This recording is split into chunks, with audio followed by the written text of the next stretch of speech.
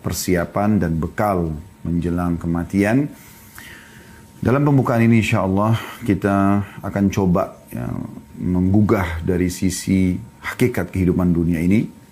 Teman-teman sekalian, dunia ini adalah tempat sementara. Saya ulangi lagi, dunia ini tempat sementara dan bukan menjadi target utama bagi orang beriman. Apapun yang kita miliki di dunia ini akan kita tinggalkan. Sebagaimana kita lahir di muka bumi ini dengan badan telanjang dan dibungkus dengan satu lembar selimut di awal lahir, dan kita menangis pada saat itu, bahkan dalam pandangan medis menangisnya bayi awal lahir adalah sebuah tanda sehat, ya. Dan juga pada saat meninggal akan sama. Kita akan menggunakan selembar kain kafan dan juga kita akan ditangisi. Kalau kita lahir kita menangis, maka nanti kita akan ditangisi. Itu sudah menjadi umum dan standar. Yang uniknya banyak orang mengetahui hal ini tapi mereka coba menutup mata mereka, menutup hati mereka, menutup pikiran mereka, seakan-akan mereka akan hidup selamanya. Saudaraku seiman, seorang mukmin targetnya akhirat. Targetnya mati. Karena mati itu ya, akan membawa dia kepada kehidupan abadi. Mati sebuah pintu yang akan membawa kepada kehidupan abadi. Itu yang kita harus tanamkan dalam benak kita. Tidak ada perlu yang dikhawatirkan dalam masalah kematian kecuali dalam keadaan satu. Yaitu Anda meninggal dalam keadaan bermaksiat kepada Allah SWT. Apakah itu kekufuran, ya? Apakah itu adalah kemaksiatan yang besar yang Anda tidak sempat taubat, maka itu Anda perlu khawatir. Tapi selama Anda berada di jalur keimanan, beramal saleh, patuh kepada Allah, mematuhi peraturan-peraturan Allah, menjauhi apa yang dilarang, maka tidak ada yang perlu dikhawatirkan. Justru orang mukmin rindu dengan kematian. Dan inilah yang memotivasi para sahabat ridwanullah alaihim dan orang-orang saleh sebelum kita, bagaimana mereka selalu ingin rindu mendapatkan mati syahid dengan berperang. Pada saat dikumandangkan perang, luar biasa mereka berada di saf-saf pertama. Bukan cuma orang-orang tua, anak-anak muda pun diantara mereka begitu keadaannya. Kita dengarkan kisah bagaimana Abdullah bin Abbas, Abdullah bin Umar, Abdullah bin Amr bin As, dan sahabat-sahabat Nabi yang lain yang masih kecil-kecil umurnya di perang Badr. Pada saat Nabi SAW panggil atau di perang Uhud, maka mereka berlumba-lumba ingin berada di jalur peperangan tersebut supaya mereka ikut. Karena mereka sudah tertanamkan, memang target kita bukan dunia. Semuanya akan kita tinggalkan. Ya. Para sahabat ridwanullah alaihim, mereka itu tidak pernah merasa sedih kalau ketinggalan apapun atau kehilangan apapun dari urusan dunia. Apapun itu, walaupun besar di mata orang. Yang mereka sedih justru kalau mereka terlewatkan waktu untuk beribadah. Luput dari sholat berjamaah di masjid, luput dari sholat malam, luput dari membaca Al-Quran yang sudah dijadwalkan, luput dari sedekah, luput dari segala macam perbuatan kebaikan ini. Disitulah mereka merasa sedih. Tapi kalau dunia mereka gak pusing. Karena memang kata Nabi SAW, raka'atai al-fajr khairu minad dunya wa ma fiha. 2 rakaat sholat sunnatul fajr lebih baik daripada dunia dan seluruh isinya. 2 rakaat saja yang kita kerjakan cuma 2-3 menit. Setiap subuh Anda bisa dapatkan itu. Tidak ada sesuatu yang menjadi target utama orang beriman ya, di dunia ini. Kecuali hanya dia tunggangi dunia untuk kebutuhan akhiratnya. Apapun yang dilakukan hubungkan dengan masalah akhirat. Makan, minum, semua itu dikonsumsi karena memang kita memberikan hak tubuh kita sehingga bisa menerima pahala di sisi Allah Subhanahu wa taala, bukan hanya sekedar menghilangkan lapar haus, maka akan jadi mubah kalau itu niatnya. Tapi kalau kita niatkan karena memberikan hak jasad yang Allah sedang amanahkan dan rasa lapar, rasa haus ini Allah yang munculkan supaya kita memberikan hak tubuh kita dan kita gunakan agar tubuh kita lebih kuat dalam beribadah kepada Allah Subhanahu wa taala, di situ akan nilai pahala, ya. Begitu juga dengan tidur, awalnya mubah, bisa menjadi sunnah, bisa menjadi ibadah. Kalau Anda niatkan memberikan hak tubuh, Anda mengantuk, Anda letih, berarti tubuh kita sedang butuh istirahat. Anda tangkap sinyal itu, kemudian Anda ya beristirahat. Dan niat istirahat ini untuk menguatkan tubuh agar bisa lebih kuat beribadah kepada Allah Subhanahu wa taala. Mandi, bukan hanya sekedar mandi biasa. Mandi biasa supaya hilang rasa gerahnya, itu mubah. Tapi dia bisa menjadi sesuatu yang sunnah, ya, ibadah yang baik. Kalau Anda mengerjakannya karena ingin memberikan hak tubuh dan juga supaya ya tampil lebih bersih dalam beribadah kepada Allah SWT. Sampai Imam Malik rahimahullah setiap kali mau menyampaikan hadis Nabi SAW, beliau selalu mandi, beliau menggunakan baju yang terbaik, beliau pakai wangi-wangian yang terbaik, gitu kan. Ya, begitu juga Imam Abu Hanifah rahimahullah setiap kali mau tampil mengajar ataupun beliau mau sholat malam, beliau selalu menggunakan pakaian yang terbaik, bukan untuk dipuji oleh orang, tapi karena ingin menggunakannya dalam ibadah kepada Allah Subhanahu wa taala, gitu kan? Maka di sini harus bisa diatur bagaimana niatnya. Ya. Jangan pernah teman-teman targetnya dunia, karena akan pendek sekali. Ya.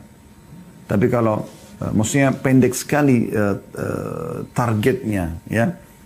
Tapi kalau diniatkan untuk akhirat maka akan sangat luar biasa. Ya. Akan sangat panjang ya sesuatu yang kita lakukan ya, dalam arti kata dalam hal memasang target ya dan mengejar apa yang terbaik yang akan kita raih di akhirat sana. Kita akan buka dengan hadis Aisyah radhiyallahu anha di mana beliau berkata bahwasanya Rasulullah sallallahu alaihi wasallam bersabda, "Man ahabba liqa Allahi ahabballahu liqa'ahu, wa man kariha liqa Allahi karihallahu liqa'ahu." Barang siapa yang rindu, suka, ingin berjumpa dengan Allah, ya, maka Allah pun akan rindu berjumpa dengannya. Dan barang siapa yang membenci pertemuan dengan Allah, Allah pun akan membenci pertemuan dengannya. Ya, perhatikan di sini. Kemudian fakultu, ini jawaban nanti ya. Kalau anda mengatakan apa hubungannya hadis ini dengan bahasan kita, coba perhatikan. Fakultu kata Aisyah, maka aku berkata, ya Nabi Allah, wahai Nabinya Allah. Akarahayatul mauti fakulluna nakrahul maut. Faqala laysa kadhaliki. Walakinnal mu'mina idha bushira birahmatillahi wa ridwanihi wa jannatihi ahabba liqa Allah fa ahabba Allah liqa'ahu wa innal kafira idha bushira bi'adabillahi wa sakhatihi kariha liqa Allahi wa kariha Allah liqa'ah. Artinya kata Aisyah radhiyallahu anha, apakah yang dimaksud benci akan kematian wahai Nabi Allah? Tentu kami semua takut dengan kematian. Nah, di sini yang menjawab tadi apa yang saya jelaskan dalam pembukaan kita ya.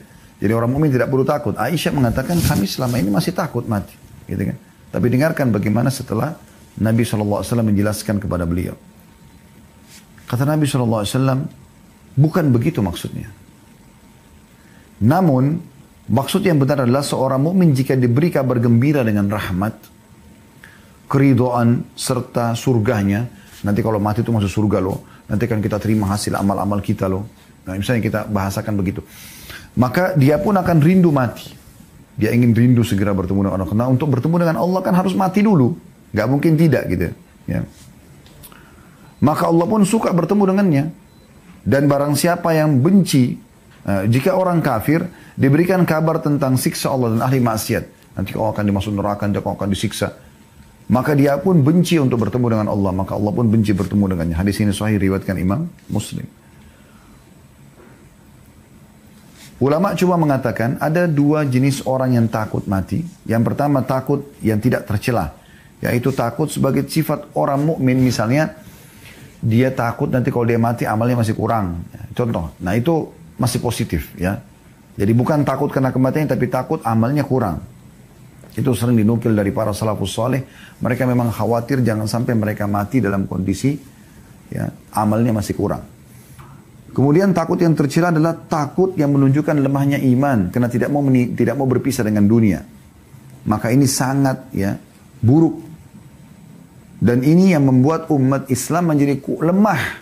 Justru nilai plus kita sebagai umat yang beriman kepada Allah pada saat kita justru tidak cinta dengan dunia dan tidak takut dengan kematian. Perhatikan hadisnya, hadis yang masyhur ya. Hadis yang diriwayatkan oleh Abu Dawud dan Ahmad dan disahihkan oleh Syekh Albani.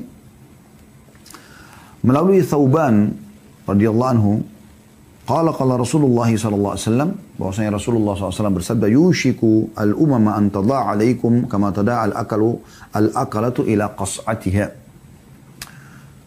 Kata Nabi SAW, hampir saja para umat, maksudnya yang kafir, sesat, yang bermaksiat, mengurumuni kalian dari berbagai penjuru sebagaimana mereka berkumpul menghadapi makanan dalam piring. Jadi kalau ada makanan mau dihidangkan lalu dipanggil, ayo makan yuk. Maka mereka sama-sama saling ngeroyokin satu nampan itu kan. Nabi SAW menggambarkan kita seperti nampan di makanan itu umat Islam ini. Gitu kan.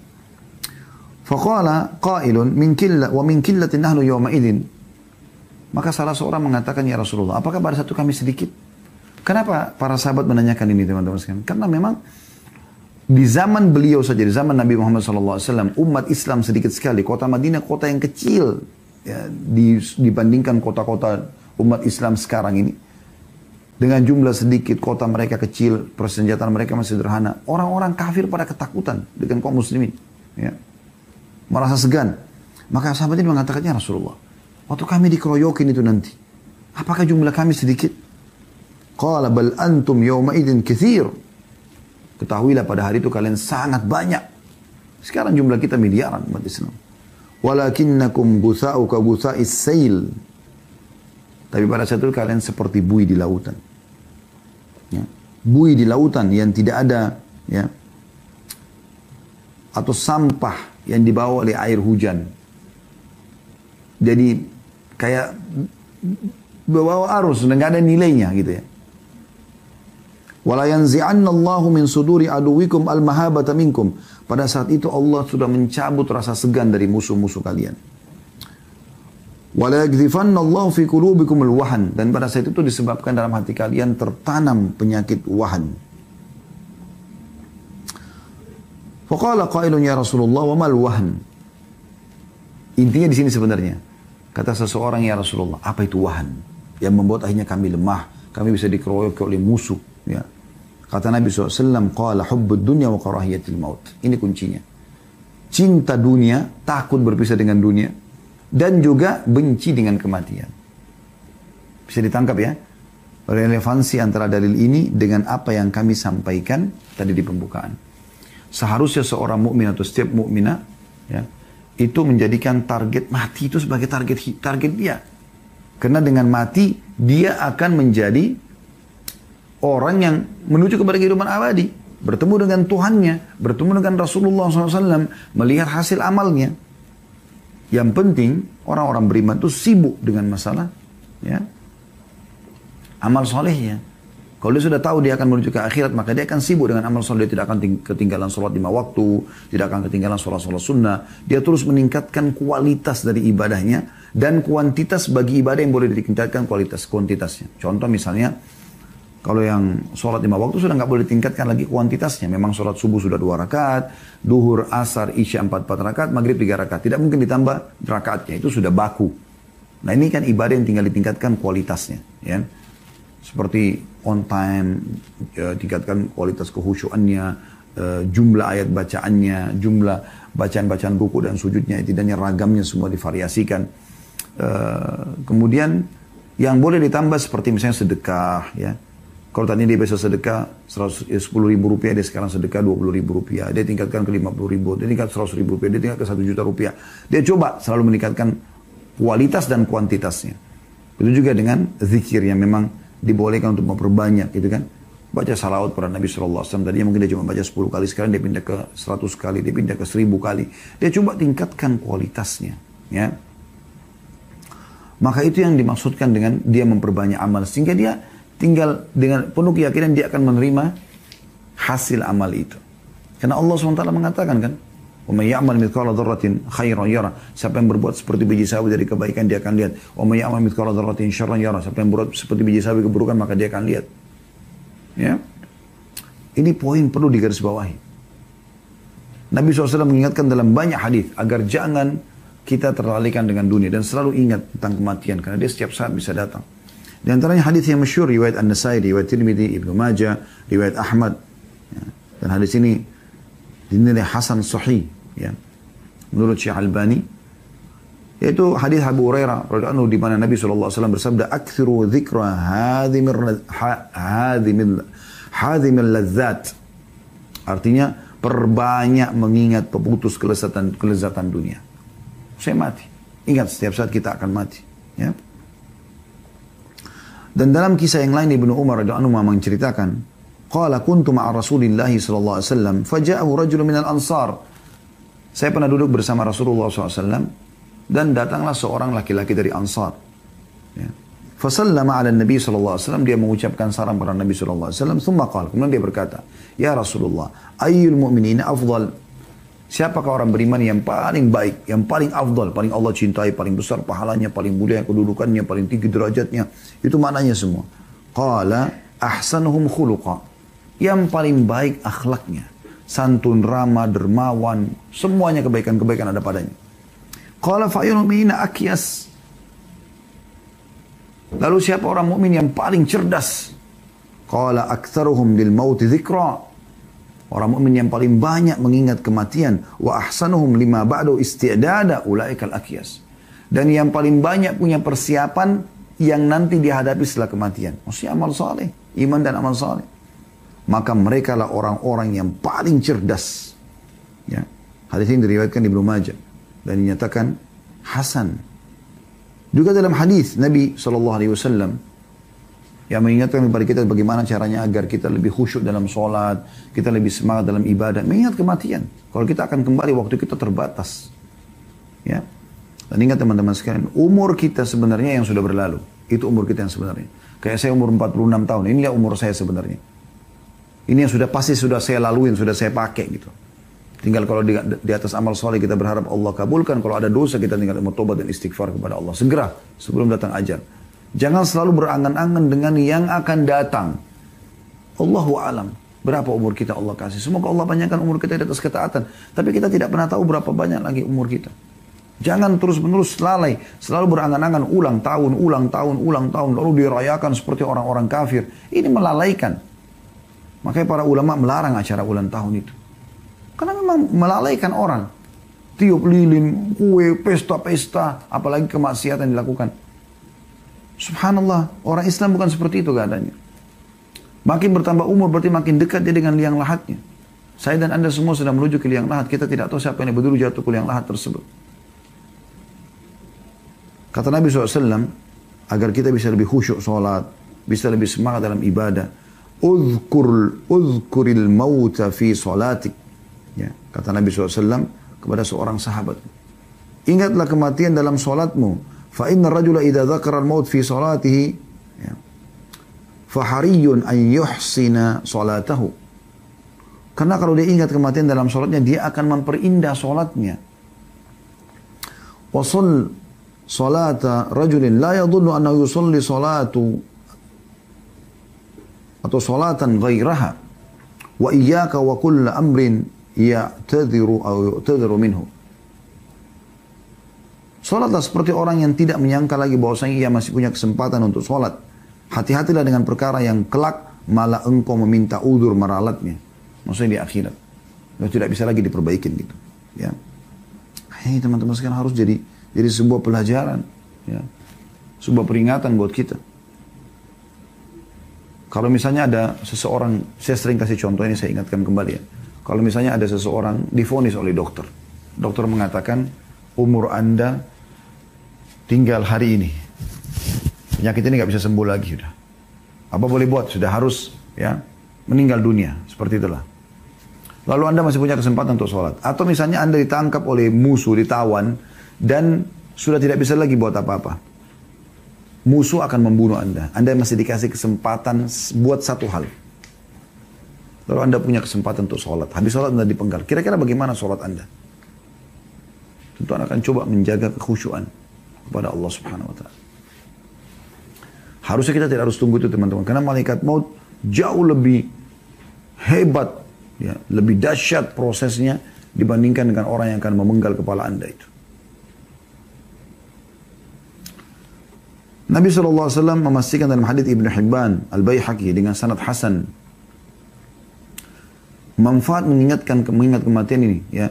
Aktsiru dzikra hadhimir ladzat fa inna ma dzakarahu ahadun fi dhiqin min al-'aishi illa wasi'ahu 'alaihi wala fi sa'atin illa dhayyaqahu 'alaihi.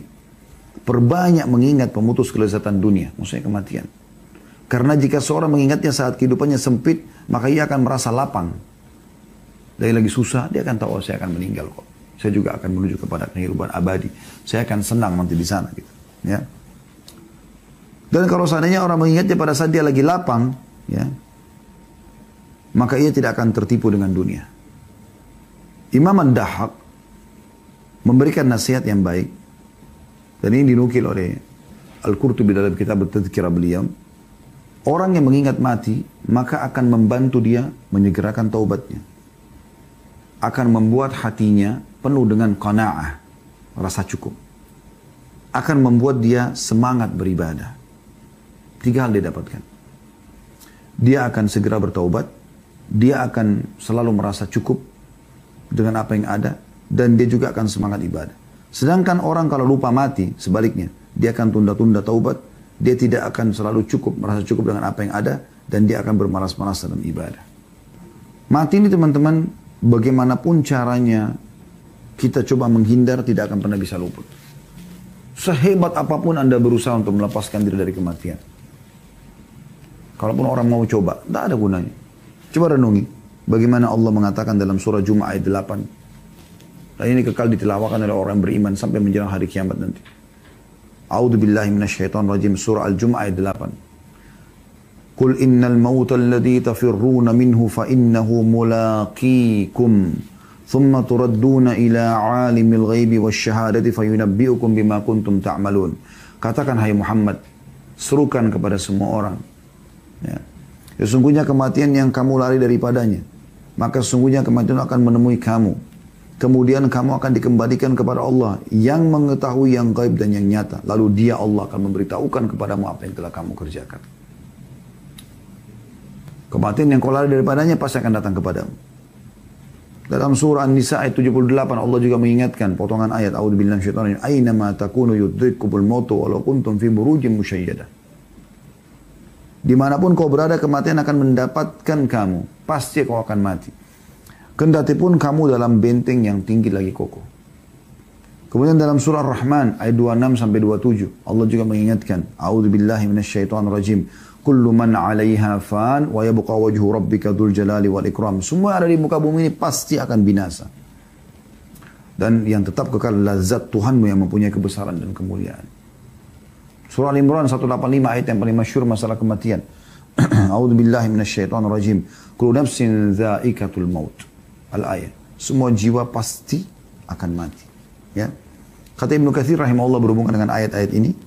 Dia mengatakan dimaksud dengan ayat-ayat di atas adalah setiap orang pasti akan merasakan kematian. Tidak ada seorang pun yang bisa selamat dari kematian, baik ia berusaha lari daripadanya ataupun tidak. Karena setiap orang sudah punya ajal yang pasti. Ya. Tidak mungkin tidak. Maka ini teman-teman sekalian harus difahami baik-baik.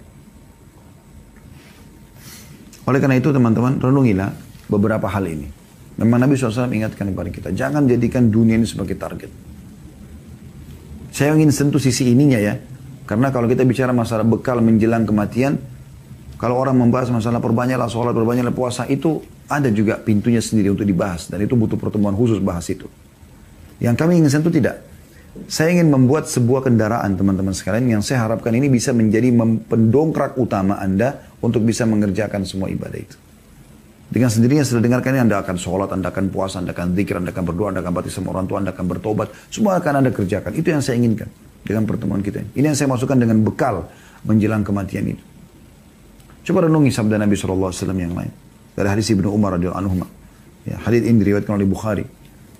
Kata Nabi SAW, kun fid dunya ka'annaka gharibun aw abiru sabil. Jadikan dirimu di dunia ini, setiap muslim diajak bicara oleh Nabi SAW. Setiap orang di antara kita, laki-laki ataupun perempuan, yang muda ataupun tua. Di dunia ini seakan-akan kamu seorang yang asing. Bagaimana sih kalau kita asing? Kita ingin kembali ke wilayah kita. Atau seperti seorang pengembara saja. Maka Ibnu Umar berkata tentang hadis ini, idza amsayta fala tantadirus sabah. Kalau kau tiba sore hari, jangan pernah tunggu pagi. Jangan pernah mengkhayal kau masih hidup pagi. Anggap kau akan mati pada saat itu. Sehingga segera taubat dan segera memperbanyak amal soleh. Wa idza asbahta fala tantadirul masa. Kalau kau tiba di pagi hari lagi, seperti kita sekarang. Tiba di pagi sore. Jangan tunggu sore hari. Belum tentu kita hidup. Wa khudh min sihhatika li maradik. Maksimalkan masa sehatmu sebelum datang sakitmu. Orang kalau sudah sakit, susah aktivitasnya. Kamu sekarang sehat. Wa min hayatika li mautik. Dan mumpung kau masih hidup sebelum matimu datang. Kenapa buang waktu pada hal yang tidak ada gunanya? Ibadah. Dan hanya kamu, hai saudaraku, yang bisa membuat kau beribadah sendiri. Enggak mungkin orang lain. Semua ada di tanganmu keputusan. Kau ingin masuk surga, di tanganmu keputusan. Kau ingin masuk neraka, di tanganmu keputusan. Kau ingin rajin, di tanganmu. Prestasi di tanganmu. Kau ingin malas, menjadi orang yang buruk juga di tanganmu. Kami, saya dan teman-teman dai hanya bisa teriak-teriak seperti ini. Menyampaikan. Keputusan tangan Anda. Anda mau berubah atau tidak? Kami tidak perlu teman-teman Anda mengatakan, oh ceramahnya bagus ya, menyentuh. Nggak perlu itu. Anda ambil manfaat atau tidak. Nggak penting itu. Semoga Allah ikhlaskan niat. Setiap dai yang ikhlas tidak akan butuh pujian itu. Tapi bagaimana yang sedang disampaikan ini sampai pada hati setiap orang yang mendengarkan. Dan mereka bisa berubah. Manfaat Anda dengarkan ceramah seperti ini kalau Anda bisa berubah menjadi orang yang lebih dekat kepada Allah SWT. Takut terhadap dosa-dosa yang berlalu. Takut dengan amal soleh yang masih sedikit. Bilal pernah menangis satu waktu. Radhiyallahu anhu, lalu ditanyakan, kenapa Anda menangis? Dia mengatakan perjalanan jauh dan bekal masih sedikit. Padahal beliau sudah masuk Islam di awal-awal Islam dan menjadi muadzin Nabi SAW. Jihad setelah, dan masa Nabi jihad juga setelah ya, Nabi SAW, dan sekian banyak amal soleh yang beliau kerjakan. Hasan Basri mengatakan rahimahullah dalam masalah ini, al-mu'minu fid dunya qal gharibi wala yajza' min dhulliha wala yunafisu fi izziha lahu sya'an walinnasi sya'an. Seorang mukmin di dunia seperti orang asing. Tidak pernah gelisah terhadap apa yang orang dapatkan dari dunia. Dia mau maju, dia berhasil, silakan. Saya ya saya. Tetap kita kejar prestasi dunia semampu kita. Tapi bukan berarti kita iri, dengki, berkecamuk, berebut-rebutan dengan haknya orang lain. Bukan sifat orang beriman itu. Tidak pernah saling berlomba. Ya, dengan menggilai dunia. Atau mengejar dunia. Penggila dunia, pengejar dunia, memiliki urusan sendiri. Dan orang asing, orang beriman, yang ingin kembali ke akhirat juga punya urusan sendiri. Pasti beda. Nggak mungkin sama. Jadi Anda kalau mau jadi orang akhirat, beda dengan orang-orang yang kejar dunia, beda sekali. Mereka bingung dengan kita bersedekah. Mereka pikir kenapa bersedekah, kenapa tidak nabung. Itu karena mereka pikirnya dunia. Mereka heran kenapa kita ke masjid sholat. Bagi mereka itu terlalu membuang waktu. Atau kenapa harus puasa, bukankah cuma sunnah, bukankah lapar, bukankah haus, bukankah begini dan begitu. Atau As-Salimi berkata dalam doanya rahimahullah, Allahumma arham fid dunya gurbati. Ya Allah, kasihanilah, rahmatilah keasinganku di dunia. Maksudnya apa? Aku ingin mau jadi asing dunia, maka bantu aku dengan rahmatmu supaya aku bisa lakukan itu. Warham fil qabri wa ya, wahsyati. Dan selamatkan, kasihani aku dalam kuburku dan hiburlah aku di kesendirianku, ya, di kubur itu. Warham mauqifi ghadan baina yadaik, dan kasihani juga aku, ya, di saat aku sedang berdiri di antara kedua tanganmu, maksudnya pada hari kiamat nanti. Yahya bin Mu'adz Ar-Razi rahimahullah berkata, ad-dunya khamrus syaitan. Dunia ini khamarnya syaitan, minuman kerasnya syaitan. Wa man sakara minha lam yafiq illa fi uskaril mauti nadiman ma'al khasirin. Siapa yang mabuk, karena kan dunia ini dikatakan khamarnya syaitan. Siapa yang ikut mabuk situ, barulah tersadarkan ketika kematian telah datang kepadanya.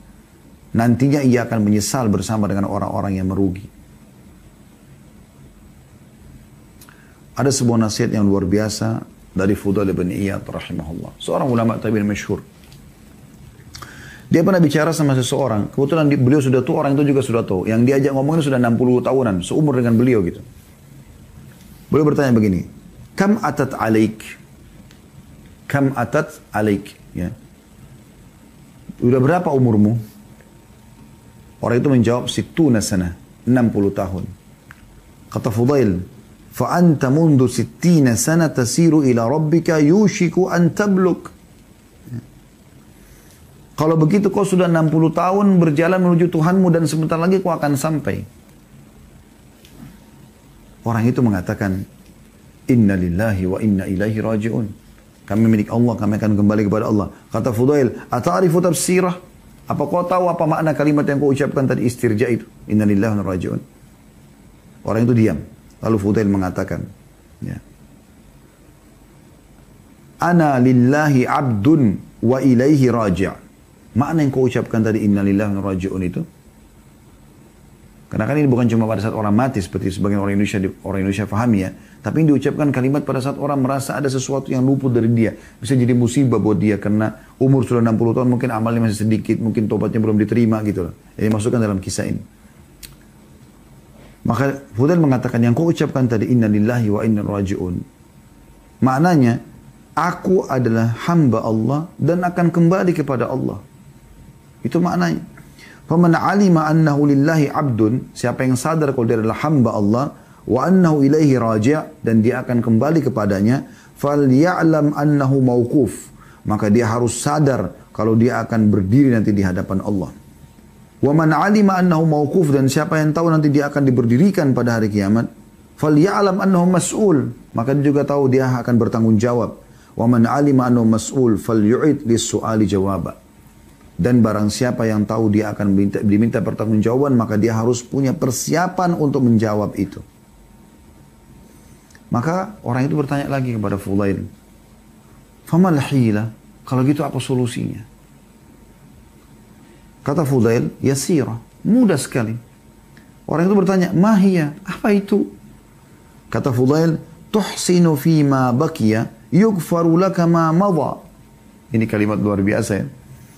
Perbaiki amal solehmu di sisa umurmu yang masih Allah kasih, maka akan diampuni kesalahan yang lalu. Sekarang kau berbanyak amal soleh termasuk taubat, maka akan dimaafkan kesalahan yang lalu. Dan tersisa berarti amal-amal soleh saja yang kau kerjakan. Fa innaka in asa'ta fima baqi, karena kalau kau masih merusak lagi di umur yang tersisa, masih buat dosa lagi, ukhidta bima madha wa bima baqiya. Karena kau akan dihukum dengan apa yang telah lalu dan juga yang akan apa yang tersisa. Nah, jadi ini luar biasa gitu. Harusnya difahami ini teman-teman sekalian. Nasihat yang luar biasa gitu. Ya. Kemudian juga dinukil dari Imam Ahmad rahimahullah. Beliau pernah ditanya tentang zuhud. Ayyu syai'iz zuhudi fid dunia. Bagaimana caranya zuhud di dunia? Supaya tidak terlalu pikirkan dunia gitu. Qala kisarul amal. Tidak memperbanyak angan-angan dunia. Ya. Man idza asbah qala la amsi, yaitu orang kalau tiba di pagi hari dia akan mengatakan saya tidak akan tiba sore. Qala wa hakadha qala Sufyan, dan begitulah Sufyan berkata, qila li Abi Abdullah, ditanyakan kepada Abu Abdullah Musa Imam Ahmad, bi ayyi syai'in nasta'inu ala kisaril amal. Bagaimana caranya kita bisa tidak berangan-angan panjang dengan dunia ini? Qala ma nadri innama huwa taufiq. Kata Imam Ahmad, saya tidak tahu.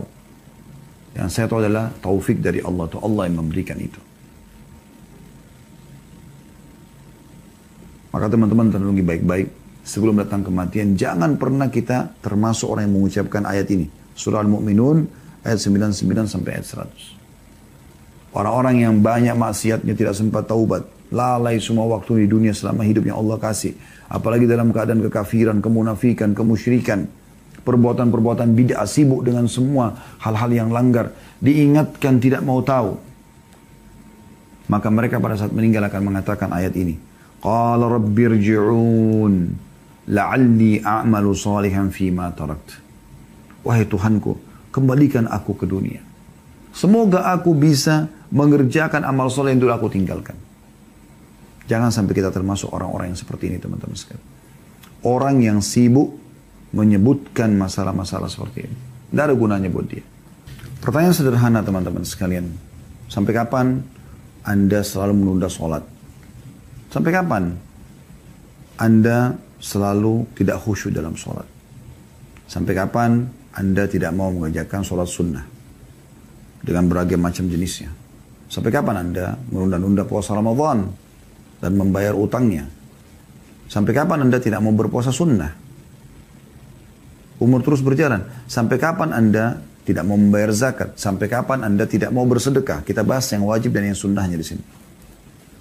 Kalau Anda sudah kerjakan wajib, Anda tinggal tingkatkan kualitasnya, setelah itu Anda lengkapkan dengan sunnah. Sampai kapan Anda mau berlalai-lalai? Sampai kapan Anda selalu menunda-nunda zikir kepada Allah SWT? Tidak membaca zikir pagi petang, ya, tidak beristighfar setiap hari 100 kali, tidak berdoa kepada Allah antara azan dan iqamah atau pada saat hujan turun. Sampai kapan Anda menunda bakti sama orang tua, yang orang tua Anda kebetulan masih hidup? Sampai kapan Anda ya tidak mengejar pahala-pahala besar dari tangan mereka? Dengan menanyakan kabarnya, dengan menelpon mereka, dengan memenuhi kebutuhan mereka. Sampai kapan? Sampai kapan Anda tidak mau silaturahim dengan kerabat-kerabat Anda? Sampai kapan? Ya. Sampai kapan Anda tidak mau belajar Al-Quran? Sampai sekarang tajwid Anda masih salah. Selalu Anda mengatakan nanti, besok, lusa. Sampai kapan? Tanya diri Anda sendiri, sampai kapan? Apa yang Anda tunggu? Tunggu kematian baru datang? Setelah mati baru kemudian baru menyesal? Sampai kapan? Sampai kapan Anda menunda-nunda untuk pindah dari tempat yang haram ke tempat yang halal? Bekerja. Sampai kapan? Sampai kapan Anda wahai muslimah yang masih belum tutup aurat untuk tutup aurat Anda? Sampai kapan Anda mau buka tutup aurat Anda? Sampai kapan? Sampai kapan Anda mau minta maaf atas kesalahan Anda yang Anda lakukan? Sampai kapan Anda akan berhenti dari transaksi ribawi, manipulasi data, berbohong? Sampai kapan? Sampai kapan semua maksiat yang Anda lakukan? Dan kira-kira kapan Anda mau berhenti menjadi orang yang lebih baik? Peraturan Allah tidak akan berubah. Allah mengatakan dalam Al-Quran, وَلَنْ تَجِدَ لِسُنَّةِ اللَّهِ تَبْدِيلًا. Tidak akan pernah berubah sistem yang sudah Allah ciptakan. Anda sudah tahu kisah, dan Anda harus tahu itu.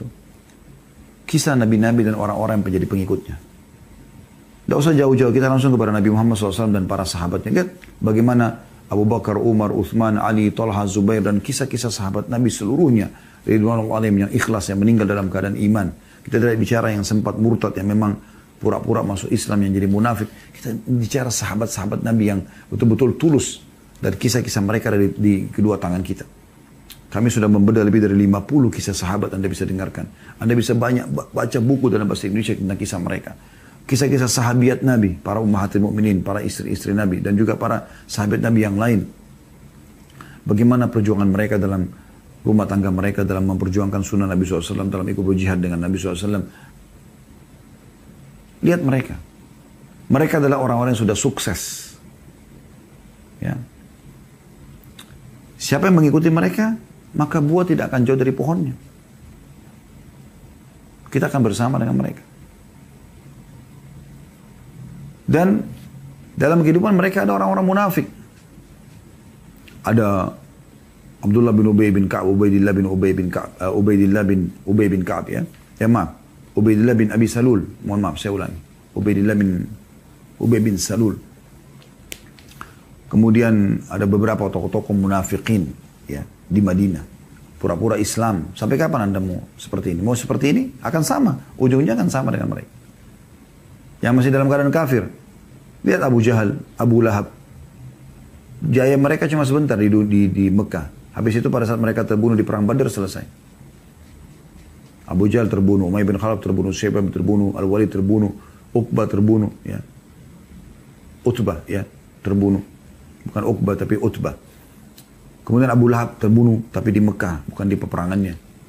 Habis cerita mereka dan hanya dikenang keburukannya. Sebelumnya ada Fir'aun, ada Namrud, ya. Semua nabi-nabi dan orang beriman selamat dan semua orang-orang yang kufur, munafik, musyrik semua akan celaka. Itu tidak akan berubah. Anda tinggal tentukan jalan Anda. Dunia ini sudah lama berlalu teman-teman sekalian, bukan baru umurnya. Kita ini penduduk-penduduk terakhir dunia. Jangan Anda pikir Anda ini baru lahir di dunia ini baru. Enggak, ini dunia sudah tua. Sudah tua. Dalam sebuah riwayat bahkan Nabi SAW menggambarkan dunia ini seperti seorang wanita yang tua sekali. Sudah tua. Kita di akhir-akhirnya. Jangan lupa tentang sejarah manusia yang sudah lalu. Sampai kapan? Ada sebuah statement dari Hamid Al-Qaisari. Beliau berkata, rahimahullah, kulluna qad aikana al-maut. Kita semua sebenarnya sudah yakin tentang kematian. Terbukti depan mata kita, kita banyak lihat orang. Bahkan ada orang terdekat kita sudah mati. Saya subhanallah hari Jumat yang lalu sholat di masjid dekat kantor. Di sebelah kami ditaruh jenazah dari sebelum Jumat. Saya duduk sambil melihat di sebelah jenazah itu ada jemaah yang sedang sholat. Subhanallah, yang hidup dan yang mati bersebelahan. Tapi yang hidup masih bisa beraktivitas, yang mati sudah nggak bisa. Yang hidup masih bisa mengamalkan isi khutbah, yang mati sudah nggak bisa. Mungkin bisa saja dia mendengar, tapi nggak bisa buat apa-apa. Cuma itu fakta. Yang dalam geranda itu kemarin sama dengan mereka ini bisa hidup. Semua kuburan yang kita lewatin teman-teman sekalian, yang di dalam kuburan itu sama seperti kita. Sama, sampai kapan kita mau tutup mata? Kita juga akan seperti mereka. Pasti, nggak mungkin tidak. Selamatkan dirimu saudaraku, sebelum telat waktunya. Wa ma nara lahu musta'iddan, tapi sayangnya kita tidak mempersiapkan diri untuk itu. Wa kulluna qad aikana bil jannati wa ma nara laha amila. Kita sudah yakin dengan surga, tinggal kita pelajari, kita bisa tahu. Kita tahu orang beriman kalau meninggal masuk surga. Tapi kenapa masih sedikit kita beramal? Wa kulluna qad aikana bin nar wa ma nara lahu khaifa. Kita sudah tahu tentang neraka, bahkan yang belum tahu bisa belajar. Tapi kenapa sedikit sekali orang yang takut untuk masuk ke neraka? Fa'ala ma tafrahun. Lalu kenapa kalian bergembira-gembira ini? Ya. Seakan-akan lupa dengan itu. Wa ma asaitum tantazirun. Dan apa kira-kira yang kalian tunggu? Al-maut, apakah kematian? Fahuwa awwalu waridi alaikum min amrillahi bi khairin aw bi syarr. Padahal dia perkara pertama yang datang kepada Allah, yang memutuskan kalian dari dunia ini, dia bisa jadi baik atau buruk. Kalau meninggal dalam keadaan baik, maka baik. Kalau meninggal dalam keadaan kufur, maksiat, maka buruk. Faya ikhwata, siru ila rabbikum sayran jamila. Maka wahai saudara-saudaraku, jalanlah kalian menuju Allah ya dengan sebaik mungkin. Sebaik mungkin, maksimalkan. Renungi sabda Nabi SAW dalam hadis riwayat Al-Hakim, dan ini disahihkan oleh Syekh Albani. Hadis yang masyhur. Kata Nabi SAW, "Igtanimu khamsan qabla khamsin." Maksimalkan 5 perkara sebelum 5 perkara. Nabi ingatkan. Yang pertama, syababaka qabla haramik. Masa mudamu sebelum masa tuamu. Maksimalkan mumpung masih energik, matanya masih terang. Ayo sholat ke masjid, jangan malas-malasan terus. Ayo baca Quran. Jangan sudah tua baru mau berangan-angan. Kami itu ada salah satu kerabat kami sudah meninggal rahimahullah. Semoga Allah maafkan.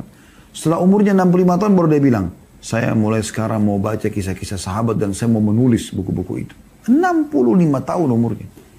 Mana kamu dari 20 tahun, 25 tahun, 30 tahun? Mana? Umur yang belasan puluhan tahun tidak digunakan itu kenapa? Kalau Anda di sini ada yang ikuti ceramah kami ini, ternyata belum maksimal di masa dia. Jangan haramkan anak-anak. Kejar pahala di anak-anak, memasukkan mereka ke pesantren, buat mereka hafal Quran. Kejar kekuranganmu di situ. Supaya mereka kalau beramal kau akan panen pahala.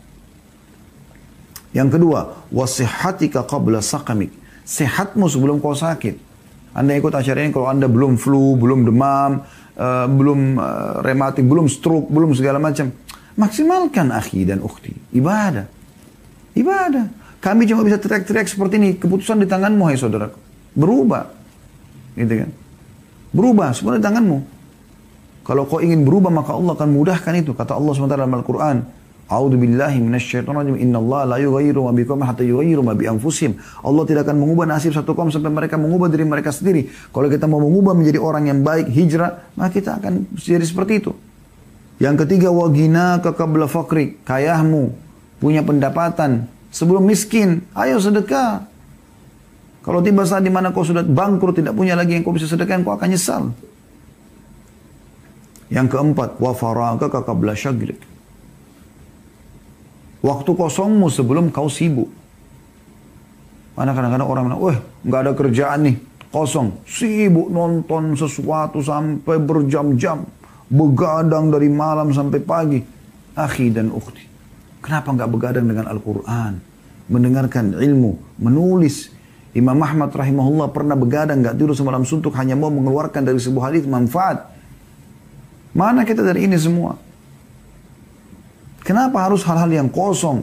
Diskotik, karaoke, ngobrol kosong. Apa gunanya? Manfaatnya apa? Waktumu itu akan ditanyakan oleh Allah Subhanahu wa taala pada hari kiamat. Diminta pertanggungjawaban, akhi. Yang terakhir, wahayatika atau wahayataka qabla mautik. Dan hidupmu sebelum matimu. Ini harus diperhatikan baik-baik. Sebelum mati menyesal nanti. Ya, menyesal. Semoga Allah SWT menjadikan kita orang-orang yang selalu ya, terdorong untuk mengejar akhirat kita dan memaksimalkan waktu ibadah kita, waktu kita untuk ibadah kepada Allah SWT dan juga bertobat atas dosa kita yang masa lalu. Allahu a'lam.